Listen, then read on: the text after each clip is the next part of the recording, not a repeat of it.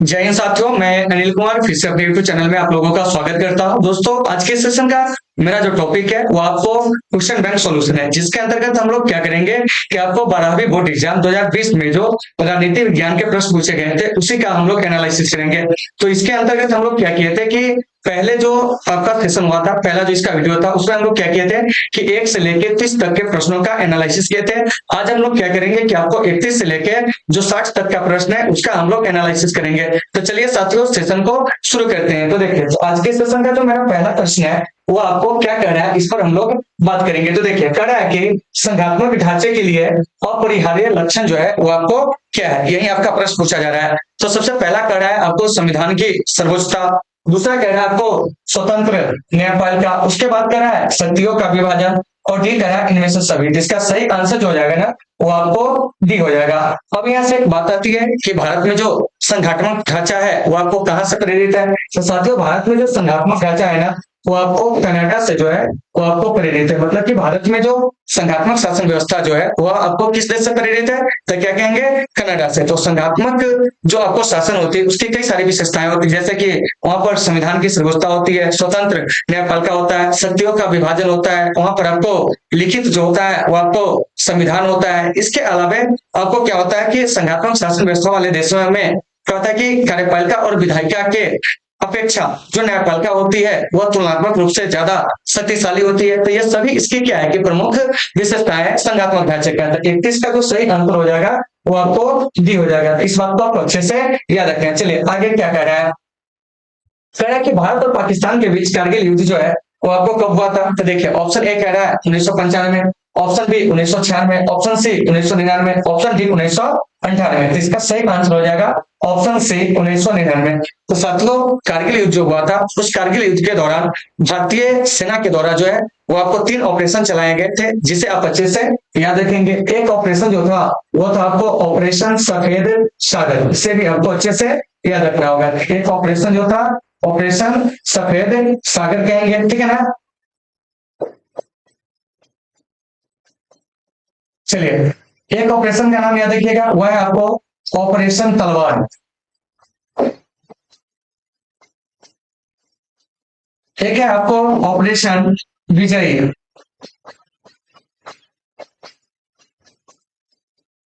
तो देखिए, ये 3 ऑपरेशन जो है अलग अलग सेनाओं के द्वारा जो है कारगिल युद्ध के दौरान चलाए गए थे। ऑपरेशन सफेद सागर कहेंगे साथियों, तो यह आपको वायुसेना द्वारा किया था, क्या आपको चलाया गया था। उसके बाद में आपको ऑपरेशन तलवार, यह जो है आपको नौसेना द्वारा जो था वो आपको चलाया गया था। उसके बाद है ऑपरेशन विजय, तो यह आपको जो था थल सेना के द्वारा किया था साथियों, कि आपको चलाया गया था। तो इन चीजों को अच्छे से याद रखना है। और यहाँ से एक बात आती है क्या कि भारत में वायुसेना दिवस जो है वो आपको कब मनाया जाता है, याद रखिएगा। तो यह आपको 8 अक्टूबर को। नौसेना दिवस जो है वो आपको 4 दिसंबर को। थल सेना दिवस वो आपको 15 जनवरी को। तो देखिए, तो भारत और पाकिस्तान के बीच में कई सारे क्या है कि आपको युद्ध हुए हैं, जिसमें से आपको कारगिल युद्ध के बारे में भी आपको याद रखना है। और कारगिल जो है वो आपको क्या है कि लद्दाख के जो है आपको एक जिला है, ठीक है ना, और लद्दाख में 2 जिला है, उसे भी आप याद रखेंगे।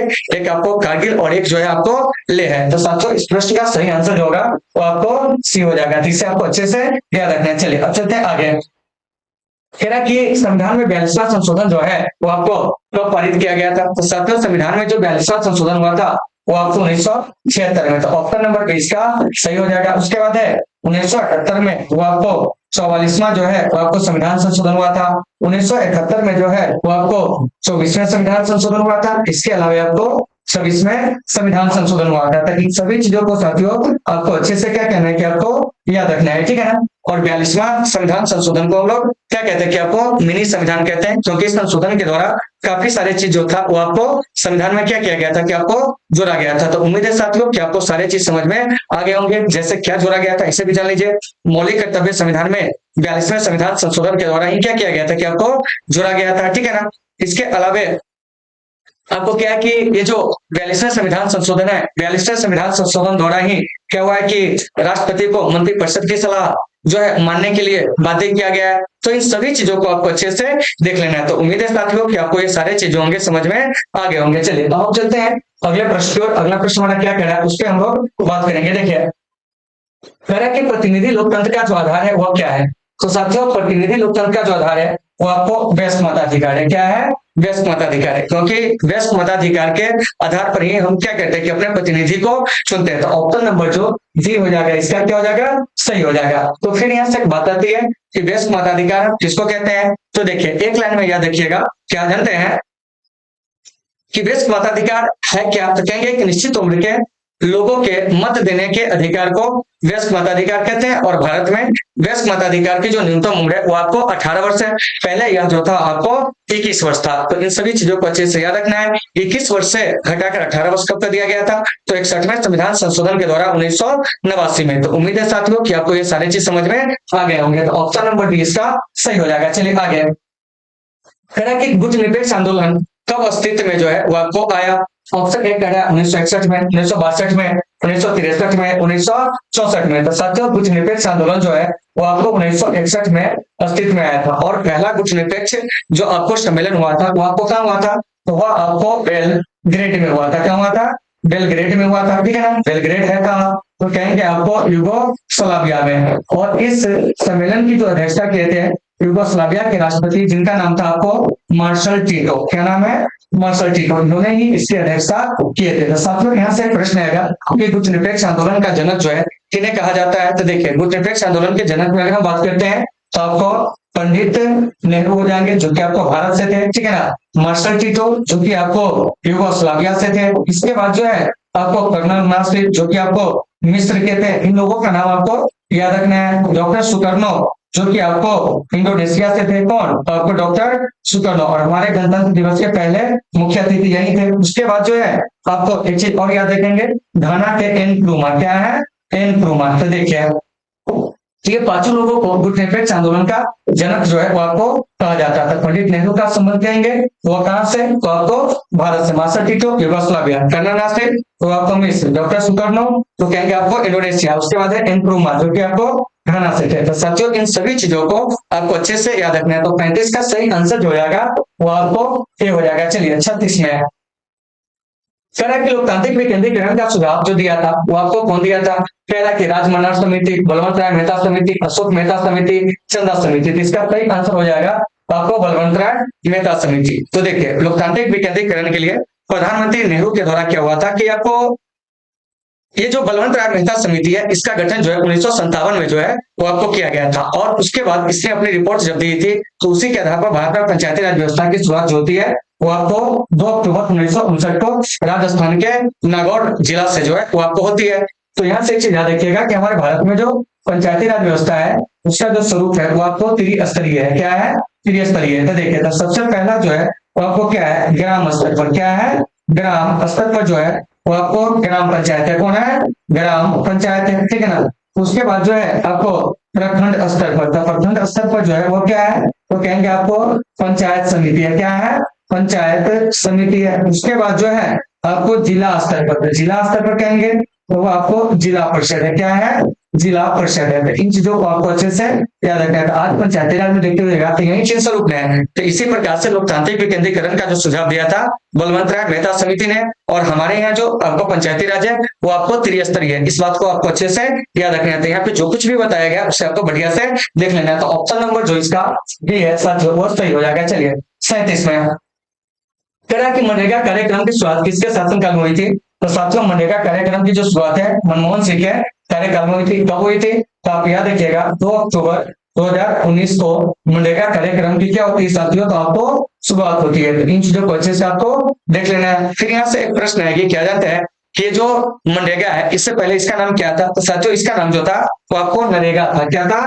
नरेगा था। याद रखिएगा, यानी कि national rural employment guarantee act. तो ये जो नरेगा है इसकी शुरुआत जो होती है 2006 में होती है। कितना में होती है? 2006 में होती है। किसकी शुरुआत जानते हैं? तो आपको नरेगा का, ठीक है ना।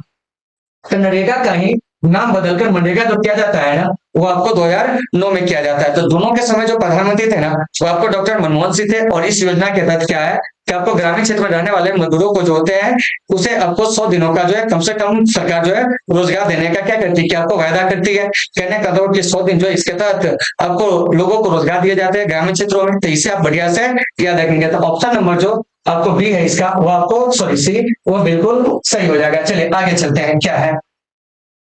कह रहा है कि यूरोपीय संघ की स्थापना जो है कब हुई थी, तो सबसे यूरोपीय संघ की जो स्थापना होती है वो आपको 1992 में, तो ऑप्शन नंबर 20 का सही हो जाएगा। तो फिर यहाँ से एक बात आती है कि यूरोपीय संघ का जो पुराना नाम था क्या था, तो वह था यूरोप का आर्थिक समुदाय, जो 1957 में स्थापित हुआ था। 1992 में इसी का नाम बदलकर यूरोपीय संघ कर दिया गया। तो ये जो यूरोपीय संघ है साथियों, इसका जो मुख्यालय है वो आपको कहाँ है, ये पूछे जाएंगे। तो साथियों इसका जो मुख्यालय है ना वो आपको ब्रुसेल्स में है, यानी कि यूरोपीय संघ का मुख्यालय कहाँ है, वो ब्रुसेल्स में है। दूसरी बात आप याद रखेंगे, यूरोपीय संघ में जो है आपको सदस्यों की संख्या भी कितनी है, यह आपको 27 है। क्या है, 27 है। और इसका जो 28वां सदस्य था वो आपको कौन था जानते हैं, तो वो आपको मतलब कि हाँ, ये ब्रिटेन था, जो कि आपको अलग हो गया, मतलब 28वां नहीं कहेंगे, ठीक है ना। उसके हटने के बाद जो है आपको यूरोपीय संघ में 27 सदस्य हो गए। तो यहाँ से एक प्रश्न है क्या कि यूरोपीय संघ से ब्रिटेन जो है कब अलग हो गया था, तो साथियों यूरोपीय संघ से जो ये ब्रिटेन है वह आपको 1900 कहते हैं 2020 में जो है वो आपको अलग हो गया। तब से यूरोपीय संघ में सदस्यों की संख्या 27 बच गई। तो इसका सही आंसर जो हो जाएगा वो आपको बी हो जाएगा। इसे आप अच्छे से देख लेंगे। चलिए आगे, कह रहा है कि मुख्य चुनाव आयुक्त तथा अन्य चुनाव आयुक्तों की नियुक्ति जो है किसके द्वारा की जाती है, तो साथियों यह जो है आपको राष्ट्रपति के द्वारा की जाती है। तो ये जो आप चुनाव आयुक्त देख रहे हैं ये आपको चुनाव आयोग में होते हैं, ठीक है। तो यहाँ से एक बात आएगी कि चुनाव आयोग का गठन भारत में कब हुआ था, तो साथियों भारत में चुनाव आयोग का गठन 25 जनवरी कितना को जानते हैं, 1950 को हुआ था। इसीलिए 25 जनवरी को क्या होता है जानते हैं कि आपको क्या मनाया जाता है जानते हैं भारत में, तो आपको राष्ट्रीय मतदाता दिवस मनाया जाता है। क्या मनाया जाता है, राष्ट्रीय मतदाता दिवस। अगर आपसे मैं प्रश्न पूछूं कि बताइए राष्ट्रीय मतदाता दिवस कब मनाया जाता है, आप क्या कहोगे, 25 जनवरी को जो है वो आपको मनाया जाता है, ठीक है ना। क्यों मनाया जाता है, क्योंकि इसी दिन जो है वर्ष 1950 में चुनाव आयोग का गठन होता है। और पहले चुनाव आयुक्त जो बनते हैं वो आपको कौन बनते हैं जानते हैं, तो वह आपको सुकुमार सेन, और अभी के जो चुनाव आयुक्त है वो आपको राजीव कुमार है। तो इन चीजों को आपको अच्छे से याद रखना है। तो ऑप्शन इसका ये है साथियों, वो आपको सही हो जाएंगे, ठीक है ना। चलिए अब चलते हैं आगे, और अगला प्रश्न क्या कर रहा है इस पे बात करते देखिए। कह रहा है कि निम्न में से किसने खुले द्वार की नीति अपनाई थी, तो साथियों खुले द्वार की जो नीति है वो आपको चाइना ने अपनाई थी। तो ऑप्शन नंबर ए इसका सही हो जाएगा, ठीक है ना। और अमेरिका का द्वार खोलने का जो श्रेय जाता है वो आपको किसको जाता है जानते हैं, तो वह आपको मतलब सॉरी क्या कहते हैं कि चीन का जो द्वार खोलने का श्रेय जाता है वो आपको अमेरिका को जाता है। तो इन चीजों को आपको अच्छे से याद रखना है, ठीक है ना। देखिए यहाँ से चीन की राजधानी भी याद रखिएगा बीजिंग, ठीक है ना। जापान की राजधानी टोक्यो, अमेरिका का वाशिंगटन डीसी। तो इसी अमेरिका ने 1970 के दशक में क्या किया था कि आपको चीन के द्वार को खोला था, ठीक है ना। चलिए अब आप चलते हैं अगले प्रश्न और क्या कह रहा है कि विश्व महिला दिवस कब मनाया जाता है, तो साथियों विश्व महिला दिवस जो है 8 मार्च को मनाया जाता है 1975 से। तो विश्व महिला दिवस क्यों मनाया जाता है, तो महिलाओं को सशक्त करने के लिए, ठीक है ना, कि आपको यह मनाया जाता है। उसके बाद 10 दिसंबर, तो 10 साथियों मनाया जाता है मानवाधिकार दिवस, यानी कि विश्व मानवाधिकार दिवस जो है वो आपको कब मनाया जाता है, ये याद रखिएगा। विश्व मानवाधिकार दिवस जो है 10 दिसंबर को मनाया जाता है। 1 दिसंबर को जो है वो आपको विश्व एड्स दिवस जो होते हैं वो आपको क्या होते हैं कि आपको मनाया जाते हैं। तो इन चीजों को आपको अच्छे से याद रखना है। उसके बाद जो है 2 अक्टूबर को वो आपको अंतरराष्ट्रीय क्या है, अंतरराष्ट्रीय क्या है कि आपको अहिंसा दिवस जो है साथियों वो आपको मनाया जाता है गांधी जी के जयंती पर। इन सभी चीजों को आपको बढ़िया से देख लेना है। तो ऑप्शन नंबर जो आपका बी होगा इसका सही आंसर हो जाएगा। और जहां भी दिक्कत हो साथियों आप लोग कमेंट करके जरूर बताओगे, ठीक है ना। चलिए अब चलते हैं अगले प्रश्न को। अगला प्रश्न हमारा क्या कर रहा है उस पर बात करते हैं। देखिए कह रहा है कि लोक लेखा समिति में होते हैं क्या, तो देखिए तो लोक लेखा समिति में साथियों लोकसभा से आपको क्या होता है 15 सदस्य होते हैं, और 7 सदस्य जो होते हैं आपको राज्यसभा से। इसका ऑप्शन नंबर सी सही हो जाएगा, ठीक है ना। यह आपको संसद की एक समिति होती है। और इसी में एक चीज पूछा जाएगा कि प्राक्कलन समिति में कितने सदस्य होते हैं, तो भाई मेरे प्राक्कलन समिति में जो होते हैं ना वह आपको 30 सदस्य होते हैं, और वो भी आपको कहाँ से जानते हैं, तो केवल लोकसभा से। किस समिति में, तो आपको प्राक्कलन समिति में, ठीक है ना। जबकि लोक लेखा समिति में कहेंगे तो 15 सदस्य लोकसभा से और 7 सदस्य राज्यसभा से। और प्राक्कलन समिति कहेंगे इस प्राक्कलन समिति में याद रखिएगा क्या जानते हैं, तो आपको 30 सदस्य होते हैं, वो भी आपको कहां से, तो लोकसभा से। तो ये सारे चीज आपके एग्जाम में पूछे जा सकते हैं, तो आप इसे बढ़िया से देख लीजिएगा। तो उम्मीद है साथियों कि आपको ये सारे चीज होंगे समझ में आ गए होंगे। चलिए तो 42 का सही आंसर सी हो जाएगा। आगे चलिए 43 में कह रहा है कि निम्नलिखित में से कौन सा एक राज्य का तत्व नहीं है। ऑप्शन कह रहा है भूभाग, जनसंख्या, संप्रभुता, राजनीतिक दल। तो इसका सही आंसर हो जाएगा राजनीतिक दल। तो ऑप्शन नंबर डी इसका सही हो जाएगा। तो देखिए तो ये जो आपको राज्य है क्या है, राज्य। तो राज्य होने के लिए आपको 5 जो है कम से कम अनिवार्य तत्व होने चाहिए। देखिए क्या होने चाहिए, तो सबसे पहले एक जो है आपको भूभाग होने चाहिए, ठीक है ना। भूभाग के अलावा जो है आपको जनसंख्या होनी चाहिए। क्या होनी चाहिए? जनसंख्या। इसके बाद जो है आपको क्या होना चाहिए? सरकार होना चाहिए। इसके बाद जो है वो आपको संप्रभुता होनी चाहिए। क्या होनी चाहिए? संप्रभुता होनी चाहिए। तो इस प्रकार से आप याद रखिएगा, क्या जानते हैं कि आपको राज्य के होने के लिए कम से कम ये 4 चीज जो है जरूरी है पहले, ठीक है ना। भूभाग, भूभाग करने का मतलब भूमि होना चाहिए, उस पर जनसंख्या होनी चाहिए, उस जनसंख्या को शासित करने के लिए सरकार होनी चाहिए। तो सरकार किसको कहते हैं? तो शासन चलाने वाली संस्था को हम लोग सरकार कहते हैं। क्या है? सरकार कहते हैं, ठीक है ना। सरकार जो है अपने विभिन्न अंगों के माध्यम से क्या कहते हैं कि आपको शासन को चलाती है। तो इस बात को भी आपको अच्छे से समझना है। उसके बाद क्या साथियों? संप्रभुता। क्या है? संप्रभुता। तो संप्रभुता करने का मतलब क्या हुआ, इस पर भी हम लोग चर्चा करेंगे। तो जब कोई क्या कहते हैं कि राज्य अपने आंतरिक और बाह्य मामलों में निर्णय लेने के लिए क्या होता है कि आपको स्वतंत्र होते हैं, उसे हम लोग क्या कहते हैं जानते हैं? तो आपको संप्रभु राज्य कहते हैं। तो इन चीजों को आपको बढ़िया से क्या करना है कि आपको याद रखना है। तो उम्मीद है साथियों कि आपको ये सारे चीजें होंगे वो आपको समझ में आ गए होंगे। चलिए अब हम चलते हैं अगले प्रश्न और अगला प्रश्न हमारा क्या कह रहा है इस पर हम लोग बात करेंगे। तो देखिए, लेकिन उससे पहले इसका सही आंसर जो हो जाएगा वो आपको डी हो जाएगा। चलिए नेक्स्ट क्या कह रहा है? कह रहा है कि किसी नगर निगम के मेयर का चुनाव कौन करता है, ठीक है ना। तो देखिए अब जो है नगर निगम के मेयर का जो चुनाव करते हैं वो आपको जनता करते हैं। क्या है? जनता करते हैं, ठीक है ना। लेकिन पहले क्या होता था कि आपको एक समिति के अनुरोध पे पहले जो होता था नगर निगम के जो मेयर होते थे उसके चुनाव वार्ड काउंसलर करते थे, ठीक है ना। इसका सही आंसर जो जाएगा ना वो आपको ए और सी दोनों हो जाएगा, क्योंकि कभी कभी आपको वार्ड काउंसलर के द्वारा भी मेयर का चुनाव होता है और कभी कभी जो होता है जनता के द्वारा भी होता है। लेकिन अब जो अधिकांशतः आपको जनता के द्वारा क्या होता है कि नगर निगम के मेयर के क्या होते हैं कि आपको चुनाव होते हैं। तो इस प्रकार से इसका सही आंसर जो जाएगा ना ज्यादा अच्छा वो आपको सी हो जाएगा। तो इस ऑप्शन में जो रहेगा देख लीजिएगा, ठीक है ना। तो फिर यहाँ से एक बात आती है कि भारत में पहला नगर निगम कहाँ स्थापित हुआ था। तो साथियों वो आपको मद्रास में जो है वो आपको स्थापित हुआ था, यानी कि चेन्नई में। तो 44 का सही आंसर सी हो जाएगा। चलिए 45 में कह रहा है कि किसकी सिफारिश पर महासभा महासचिव की क्या करती है कि आपको नियुक्ति करती है। तो साथियों महासभा जो है ना महासचिव की जो नियुक्ति करती है वो आपको सुरक्षा परिषद के सलाह पर करते हैं। और इस सुरक्षा परिषद में टोटल आपको 15 क्या होते हैं कि आपको सदस्य होते हैं। और इस 15 सदस्यों को 2 भागों में बांट दीजिए, ठीक है ना। तो इसमें से जो अस्थायी सदस्य होते हैं ना सुरक्षा परिषद में वो आपको 5 होते हैं और 10 जो होते हैं वो आपको अस्थायी होते हैं, ठीक है ना। तो टोटल हो गया 15 सदस्य। तो अस्थायी सदस्यों का कार्यकाल जो होता है वो आपको 2 वर्षों का होता है, ठीक है ना। और सुरक्षा परिषद को दुनिया का पुलिसमैन जो होता है साथियों वो आपको कहा जाता है। तो इसे आप बढ़िया से याद रखिएगा। आर्थिक और सामाजिक परिषद में जो होते हैं वो आपको 54 सदस्य होते हैं। कितने सदस्य?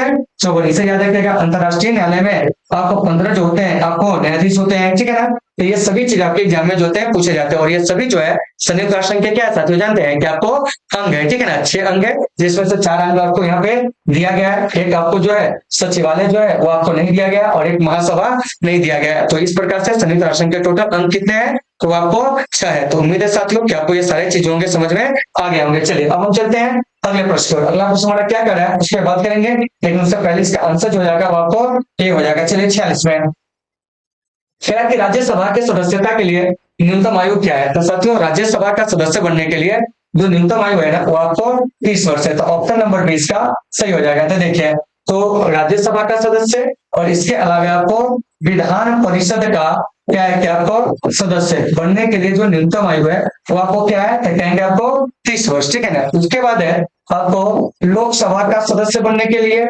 इसके बाद आपको विधानसभा का सदस्य जो है वो आपको बनने के लिए जो न्यूनतम आयु है वो कितना है तो आपको 25 वर्ष है, ठीक है ना। और पंचायतों का चुनाव लड़ने के लिए न्यूनतम आयु जो है वो आपको 21 वर्ष है। राष्ट्रपति उपराष्ट्रपति पद के लिए जो न्यूनतम आयु है वो आपको क्या है जानते हैं तो वो है आपको 35 वर्ष, ठीक है ना। तो अगर आपसे कोई क्वेश्चन पूछे कि बताइए कि कोई व्यक्ति जो है राष्ट्रपति बनना चाहता है तो कम से कम उसे राष्ट्रपति का चुनाव लड़ने के लिए कितनी वर्ष की आयु पूरी करनी चाहिए, ठीक है ना। तो वो जाएगा आपको 35 वर्ष, यानी कि 35 वर्ष की आयु जब तक आपकी पूरी नहीं होगी जब तक आप राष्ट्रपति पद के लिए क्या है कि आपको मतलब कि चुनाव नहीं लड़ सकते हैं, ठीक है ना। तो ये सब आप देख लीजिएगा बढ़िया से। इसका सही आंसर बी हो जाएगा। चलिए नेक्स्ट चलते हैं क्या है कह रहा कि अंतरराष्ट्रीय अणु ऊर्जा अभिकरण मतलब कि इंटरनेशनल, ठीक है ना, एटॉमिक एनर्जी एजेंसी मतलब IAEA जो है इसकी स्थापना कब होती है। तो साथियों इसकी स्थापना 1957 में होती है, ठीक है ना। तो ऑप्शन नंबर 20 का सही हो जाएगा। और ये जो देख रहे हैं IAEA इसका जो मुख्यालय है ना वो आपको वियना में है। कहाँ है? वियना में, ठीक है ना।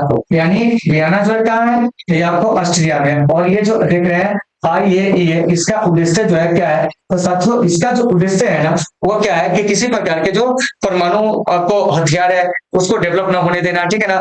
आपको परमाणु चीजों पर जो है, जो आपको दुनिया के लिए खतरा है उस पर क्या कहना है कि आपको नियंत्रण रखना, मतलब हथियार जो भी हो एटॉमिक से जुड़ा हुआ उस पर यह नियंत्रण रखता है, ठीक है ना। तो ऑप्शन नंबर जो बी है इसका वो आपको बिल्कुल सही है। चलिए आगे चलते हैं।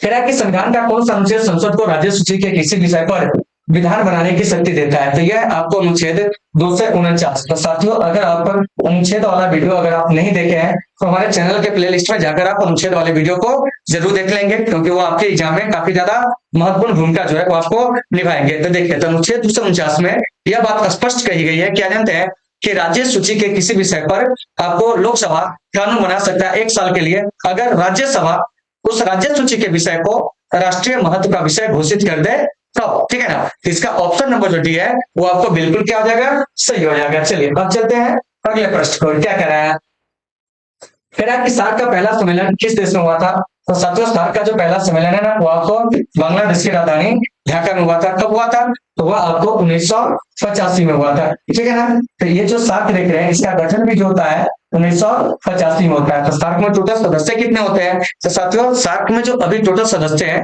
ठीक है ना, वो आपको 8 है। क्या है, 8 है। और इन सदस्य देशों को आप अच्छे से क्या करेंगे, याद रख लेंगे। तो इसको याद रखने का एक ट्रिक है जिससे आपको याद रखिएगा बढ़िया से। क्या है कि श्री भाभू ने क्या किया था कि बाप का माल जो है वो किसको दे दिया जानते हैं, तो आपको अफगानिस्तान को दे दिया।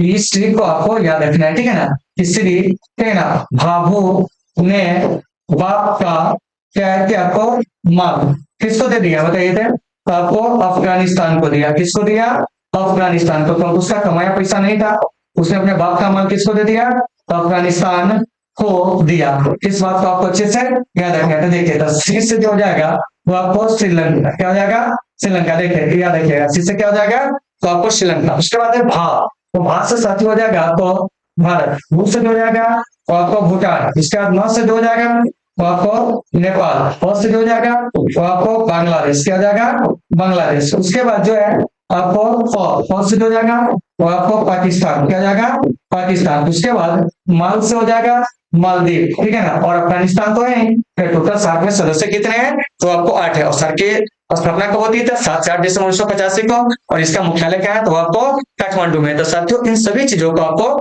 अच्छे से याद रखना है। तो उम्मीद है कि आप इन सारे चीजों को अच्छे से समझ गए होंगे। तो ऑप्शन नंबर जो इसका क्या है बी, वो आपको बिल्कुल सही है। और जहां भी दिक्कत हो आप कमेंट करके जरूर बताओगे, ठीक है ना। चलिए अब चलते हैं अगले प्रश्न को। क्या कर रहा है, कह रहा है कि संपत्ति सूची में कितने विषय है, तो मेरे भाई संपत्ति सूची में ये मूल के हिसाब से दिया गया है तो आपको 47। क्या है, 47। वर्तमान में कहेंगे तो वह आपको क्या हो जाएगा जानते हैं, तो आपको 52 विषय। इसका सही आंसर आपको क्या हो जाएगा, तो बी हो जाएगा। अब देखिए, अब यहाँ पर एक आप डायग्राम बनाइए, ठीक है ना। और उसमें हम जानते हैं कि एक तरफ जो जाएगा सूची, क्या हो जाएगा, सूची, ठीक है ना। एक तरफ हो जाएगा आपको मूलतः विषय, क्या हो जाएगा, मूलतः विषय, ठीक है ना। उसके बाद जो जाएगा आपको वर्तमान में जो इसमें विषय है वो आपको कितने हैं, इस पर हम लोग क्या करेंगे कि आपको बात करेंगे। देखो यार सुनो, तो ये हो जाएगा आपको वर्तमान विषय। क्या हो जाएगा, वर्तमान में जो विषय है वो कितने हैं, इस पर हम लोग बात करेंगे, ठीक है ना, क्योंकि ये सब आपके लिए इंपोर्टेंट है। चलिए तो सबसे पहले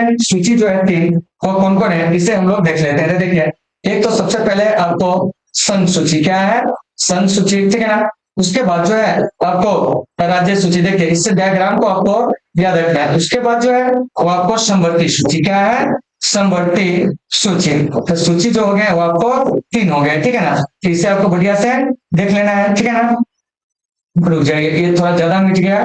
संवर्ती सूची क्या है, संवर्ती सूची, ठीक है। आ जाइए, अब इसको हम थोड़ा सा डायग्राम को बढ़िया से देख लेते हैं। चलिए अब यहाँ से इसको हम क्रॉस बंद कर लेते हैं और उसके बाद जो है कुछ चीजों को अच्छे से जो है देख लेंगे। देखिए यही आपका एक डायग्राम हो गया, ठीक है ना। आपको भी अपने कॉपी में इस प्रकार से बना लेना है। चलिए तो सबसे पहले हम लोग बात करेंगे सन सूची की। तो देखिए, तो सन सूची, उसके बाद आपको हो जाएगा राज्य सूची और फिर हो जाएगा आपको संवर्ती सूची। तो देखिए, तो सन सूची में शुरू में जो विषय था ना वो आपको 97 था। राज्य सूची में आपको शुरू में 66 विषय, संबंधित सूची में शुरू में आपको 47 विषय, लेकिन वर्तमान में विषयों की संख्या जो है इसमें आपको बढ़ गई है। जैसे देखिए संघ सूची में अभी विषय की संख्या 100 हो चुका है, राज्य सूची में जो है घटकर 61 हो गया है, संबंधित सूची में बढ़कर आपको 52 हो गया है। तो ये सारे चीज आपको अच्छे से याद होने चाहिए। फिर साथियों यहाँ से एक चीज याद रखिएगा कि संघ सूची के विषय पर जो कानून बनाते हैं वो आपको कौन बनाते हैं? तो इस पर आपको केंद्र सरकार कानून बनाती है। कौन बनाती है?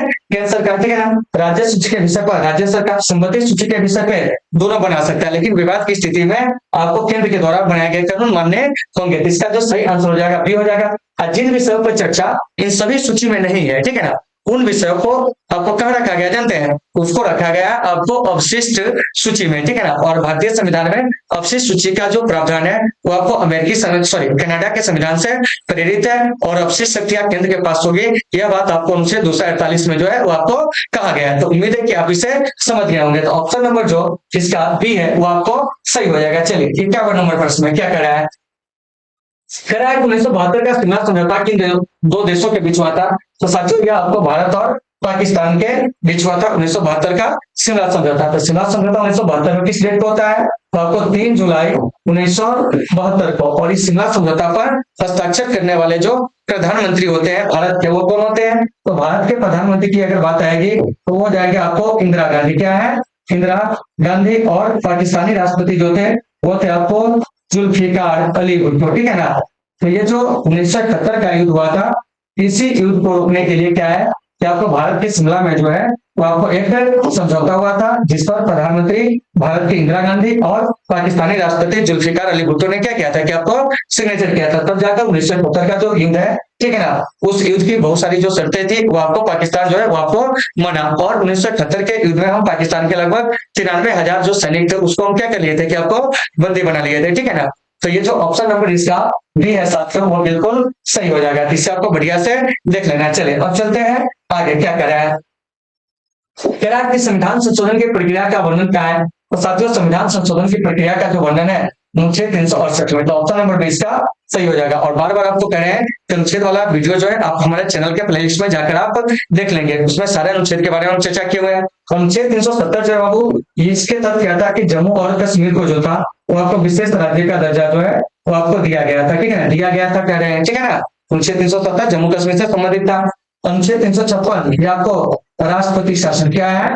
राष्ट्रपति शासन से क्या है कि आपको संबंधित है। इसके बाद जो है अनुच्छेद 352 ये आपको राष्ट्रीय क्या है कि आपको आपात से जो है वो आपको संबंधित है। तो मेरे भाई इस सबको आपको अच्छे से याद रखना। और भारत में जो आपातकालीन उपबंध है वो आपको अमेरिका ये क्या कहते हैं कि आपको जर्मनी का जो वेमर संविधान है उससे प्रेरित है, ठीक है ना। मतलब भारत में आपातकालीन शक्तियां राष्ट्रपति के जो होंगे वो आपको कहां से प्रेरित है? क्या कहेंगे जानते हैं? तो वो आपको मतलब कि जर्मनी के वेमर संविधान से प्रेरित है। लेकिन इसको पूछेंगे वित्तीय आपात कहां से प्रेरित है? तो वो आपको अमेरिका से प्रेरित है। तो मेरे भाई उम्मीद है कि आपको सारे चीजें होंगे समझ में आ गए होंगे। चलिए अब हम चलते हैं अगले प्रश्न पर, लेकिन उससे पहले इसका सही आंसर क्या लीजिए बी हो जाएगा। चलिए क्या कह रहा है कि सार्क में कितने सदस्य देश है? सभी बताए थे कि सार्क में जो सदस्य देश है वो आपको 8 है, ठीक है ना। तो थोड़ा सा वीडियो को प्रीवियस करके आप देख लीजिएगा जिसमें बताया है कि सार्क के 8 सदस्य देश कौन कौन है। तो श्री बाबू ने बाप का माल अफगानिस्तान को दे दिया, ठीक है ना। तो इन चीजों को याद रखिएगा। सार्क जो है आपको एक क्षेत्रीय सहयोग संगठन है जिसे आप लोग देख लेना है अच्छे से, ठीक है।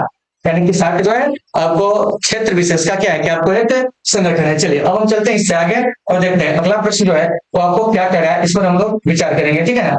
कह रहा कि भारत की संविधान सभा का गठन किस योजना के आधार पर हुआ था? तो मेरे भाई भारत की संविधान सभा का गठन जो है कैबिनेट मिशन योजना के आधार पर हुआ था। तो ऑप्शन नंबर डी इसका सही हो जाएगा। तो आपका यहाँ से क्वेश्चन आ गया सर कैबिनेट मिशन योजना भारत कब आया था? तो देखो मेरे भाई कैबिनेट मिशन योजना जो है ना 24 मार्च 1946 को क्या हुआ था कि आपको भारत आया था, ठीक है ना।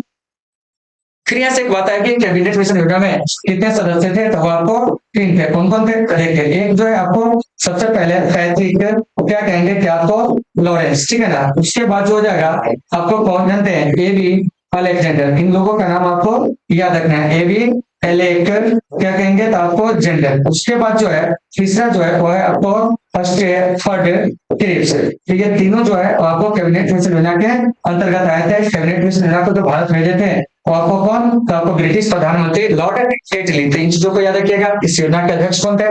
पैट्रिक लॉरेंस, ठीक है ना। इसका उद्देश्य क्या था? तो भारत में संविधान का निर्माण करना और साथ साथ एक उद्देश्य और था मेरे भाई। वह उद्देश्य क्या था जानते हैं? तो वह उद्देश्य था अंतरिम सरकार का गठन करना। तो इसे आपको याद रखना है। फिर है यहाँ पर बेबल योजना। तो बेबल योजना जो है तो आपको 1943 में प्रस्तुत किया जाता है, जब लॉर्ड बेबल भारत का वायसराय बनकर क्या होता है कि आपको आता है। और इसी बेबल योजना पर विचार करने के लिए 1945 में क्या होता है कि आपको शिमला सम्मेलन होता है। क्या होता है? शिमला सम्मेलन। लेकिन मुस्लिम लीग की जीत के कारण यह सम्मेलन असफल हो जाता है। उसके बाद है आपको माउंटबेटन योजना, या आपको माउंटबेटन जो है अपना जो भारत विभाजन की योजना जो है 3 जून 1947 को क्या किया था कि आपको पेश किया था। लॉर्ड माउंटबेटन भारत का वायसराय बनकर 24 मार्च 1947 को आया था, तो इसे भी याद रखिएगा। क्रिप्स मिशन 1942 में भारत आया था, जिसे गांधी जी ने पोस्ट डेटेड चेक कर क्या किया था कि आपको संबोधित किए थे। तो साथियों इन सभी चीजों को आपको अच्छे से याद रखना है, ठीक है ना। अगर आप इस चीजों को नहीं लिखते हैं या तो ये आपके लिए थोड़ा नुकसानदेह होंगे। क्या करेंगे कि एग्जाम में किसी भी प्रकार का कोई प्रश्न आएगा तो आप उसे आसानी से सॉल्व कर सकते हैं, ठीक है ना। जब आप टॉपर बनिएगा तो आपसे क्या होगा कि विभिन्न प्रकार के प्रश्न जो है वो आपको पूछे जा सकते हैं, इसलिए आप इसे बढ़िया से देख लीजिएगा। चलिए आगे देखिए क्या कह रहा है। कह रहा है कि केशवानंद भारती बाद में सर्वोच्च न्यायालय ने किस विषय पर निर्णय दिया था। तो साथियों केशवानंद भारती बनाम केरल राज्य का जो निर्णय है ना वो आपको 24 अप्रैल 1973 को क्या है कि आपको आता है। और इस निर्णय को सुनाने के लिए 13 न्यायाधीशों की क्या है कि आपको बेंच जो थी वो आपको बैठनी थी। और इस 13 न्यायाधीशों की बेंच में जो निर्णय आया था वो आपको 700 से आया था। कैसे आया था? 700 से आया था, ठीक है ना। तो आपके एग्जाम में कभी कभी प्रश्न पूछ लिया जाएगा, ठीक है ना, कि बताइए कि अब तक सबसे बड़ा निर्णय जो है आपको आया था जिसमें आपको सबसे बड़ी न्यायाधीशों की बेंच बैठी थी, वो केस कौन सा था? केशवानंद भारती बनाम केरल राज्य का यह केस था, जिसमें निर्णय आया कि संसद संविधान के मूल ढांचे में संशोधन जो है वो आपको नहीं कर सकती। तो ऑप्शन नंबर सी इसका सही हो जाएगा, ठीक है ना। और इस समय जो मुख्य न्यायाधीश थे वो आपको एसएम सिकरी थे, जिन्होंने संविधान के मूल ढांचे को क्या कहते हैं कि आपको निर्धारित कर दिया, ठीक है ना। तो उम्मीद है साथियों कि आपको ये सारे चीजें होंगे समझ में आ गए होंगे। चलिए अब हम चलते हैं अगले प्रश्न पर। अगला प्रश्न हमारा क्या कर रहा है, इस पर भी हम लोग क्या करेंगे कि आपको चर्चा करेंगे। तो चलिए देखते हैं इसे क्या है।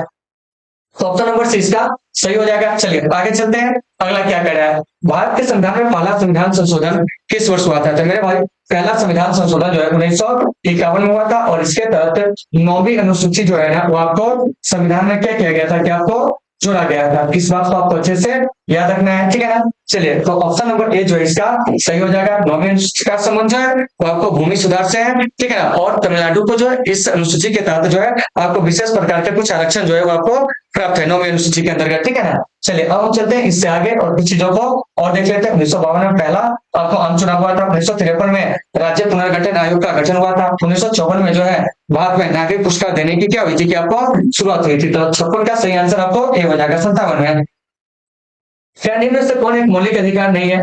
तो मेरे भाई संपत्ति का अधिकार जो है अब मौलिक अधिकार जो है नहीं है, क्योंकि संपत्ति का अधिकार जो है वह आपको अब एक कानूनी मतलब कानूनी अधिकार है। उस संपत्ति के अधिकार को मौलिक अधिकार की सूची से 1978 में हटा दिया गया था। 44 में क्या कहेंगे जानते हैं, तो आपको संशोधन द्वारा, किसके द्वारा? 44 में संशोधन द्वारा, ठीक है ना। तो इन चीजों को आपको अच्छे से याद रखना है। 44वां संविधान संशोधन होता है कब है? 1978 में होता है। तो ऑप्शन नंबर जो डी है इसका क्या आपको बिल्कुल क्या हो जाएगा कि आपको सही हो जाएगा। फिर समानता का अधिकार, इसका वर्णन जो है वो आपको अनुच्छेद 14 से कितना में जानते हैं? 18 में। शोषण के विरुद्ध अधिकार, इसका जो उल्लेख है वो आपको अनुच्छेद 19 से कितना में जानते हैं? तो आपको 22 में, सॉरी 19 से 22 कहते हैं, ये तो स्वतंत्रता का अधिकार है, ठीक है ना। शोषण के विरुद्ध अधिकार जो है वो आपको 23 से 24 में। उसके बाद है धार्मिक स्वतंत्रता का अधिकार, ये आपको अनुच्छेद 25 से 28 में। तो इन चीजों को याद रखिएगा। और अभी जो है भारतीय नागरिकों को 6 प्रकार के क्या है कि आपको मौलिक अधिकार जो है वो आपको प्राप्त है। मूल में जो था आपको 7 प्रकार के मौलिक अधिकार प्राप्त था, अभी जो है आपको 6 प्रकार का। तो उम्मीद है कि आप इसे समझ गए होंगे। तो ऑप्शन नंबर डी इसका बिल्कुल क्या है कि आपको सही है। चलिए 58 में चलते हैं, क्या कर रहा है। कह रहा है कि भारत और चीन के बीच में समझौता पर हस्ताक्षर किस वर्ष हुआ था। ये आपको 1954 में, डेट याद रखिएगा 29 अप्रैल, ठीक है ना, 1954 को। और फ्रांसिस समझौता पर जो हस्ताक्षर किए थे आपको पंडित नेहरू, कौन कहते हैं? पंडित नेहरू। और आपको क्या कहेंगे? चाउ, ठीक है ना, एन क्या है? एन लाई, इन दोनों ने इस पर हस्ताक्षर किया था, ठीक है ना। तो चाउ एन लाई जो है वो आपको चीन के क्या है? चीन के प्रधानमंत्री थे। और भारत के प्रधानमंत्री जो थे वो आपको पंडित नेहरू थे। यह समझौता जो है ना वो आपको तिब्बत को लेकर क्या है कि आपको हुआ था 29 अप्रैल 1954 को। तो मेरे भाई सबको आपको अच्छे से याद रखना है, ठीक है ना। और पंचशील समझौता में 5 सूत्र रखे गए थे, 5 बातें रखी गई थी, इसलिए इसका नाम पड़ा पंचशील समझौता, ठीक है। 1950 में ऑप्शन देख लीजिए, चुनाव आयोग का गठन हुआ था, हमारा संविधान लागू हुआ था। 1952 में देश में प्रथम आम चुनाव होता है। 1953 में राज्य पुनर्गठन आयोग जो होता है वो आपको बनता है। तो उम्मीद है कि आप इन सभी चीजों को समझ गए होंगे। तो ऑप्शन नंबर डी इसका बिल्कुल क्या हो जाएगा, सही आंसर हो जाएगा। चलिए 59 में क्या कर रहा है, कह रहा है कि लोकसभा के अधिकतम सदस्य संख्या कितनी हो सकती है, तो वो आपको 552 हो सकती है। तो ऑप्शन नंबर ए इसका सही हो जाएगा। और वर्तमान में लोकसभा में सदस्यों की संख्या कितना है, तो वो आपको 545 है। ठीक है ना, इन चीजों को आपको अच्छे से देख लेना है। राज्यसभा में अधिकतम सदस्य की संख्या पूछेंगे राज्यसभा में, ठीक है ना, तो वो आपके है ना 250, ठीक है ना। वर्तमान में राज्यसभा में कितने सदस्य की संख्या, ठीक है ना, तो वह जो है आपको कितना जानते हैं, तो 200 आपको यानी कि 45 है। क्या है, 245, ठीक है ना। इसे आपको बढ़िया से क्या करना है कि आपको देख लेना है, ठीक है ना। तो कभी कभी प्रश्न आपसे पूछ दिए जाएंगे कि बताइए कि राज्यसभा में वर्तमान में सदस्यों की संख्या कितना है, तो क्या कहेंगे 245। और 245 में से 233 जो है वो आपको क्या जानते हैं, निर्वाचित है। क्या है, निर्वाचित है। और 12 जो है वो आपको मनोनीत है, क्योंकि आप जानते होइएगा कि आपको राज्यसभा में राष्ट्रपति जो होते हैं 12 सदस्यों को क्या कहते हैं कि आपको मनोनीत करते हैं, ठीक है ना। पीछे देख लेना, जब अधिकतम 250 होगा तो 238 निर्वाचित हो जाएगा, 12 आपको मनोनीत हो जाएंगे। तो ऑप्शन नंबर ए इसका बिल्कुल जो है वो आपको सही है। चलिए 60 में क्या कह रहा है कि अवशिष्ट विषयों पर कानून बनाने का अधिकार किसे है, तो देखिए तो अवशिष्ट विषयों पर कानून बनाने का अधिकार आपको जो है वो आपको केंद्र सरकार के है। तो ऑप्शन नंबर सी इसका सही हो जाएगा, क्योंकि संघ सूची पर राज्य सरकार, सॉरी क्या कहते हैं, केंद्र सरकार, ठीक है ना। आपको राज्य सूची पर राज्य सरकार, संबंधित सूची पर दोनों, लेकिन जो विषय इन तीनों सूचियों में नहीं है उसको कहा गया अवशिष्ट विषय, ठीक है ना। तो इस अवशिष्ट विषय पर कानून बनाने का जो अधिकार होता है तो आपको केंद्र सरकार के पास होता है। तो ऑप्शन नंबर सी इसका सही हो जाएगा। तो देखिए साथियों, तो हम लोग क्या किए कि 2020 के जो भी आपको पॉलिटिकल साइंस का प्रश्न पूछा गया था उसका हम लोग आज एनालिसिस कर लिए, ठीक है ना। अगले दिन से हम क्या करेंगे कि 2019 का जो आपको पॉलिटिकल साइंस होगा उसका हम लोग क्या करेंगे कि आपको एनालिसिस करेंगे। तो चलिए साथियों, आज के सेशन को हम लोग यहीं पे विराम देते हैं। मिलेंगे आपसे कल फिर एक नेक्स्ट क्लास में। जब तक के लिए आप सभी साथियों से सुविधा, take care all of you.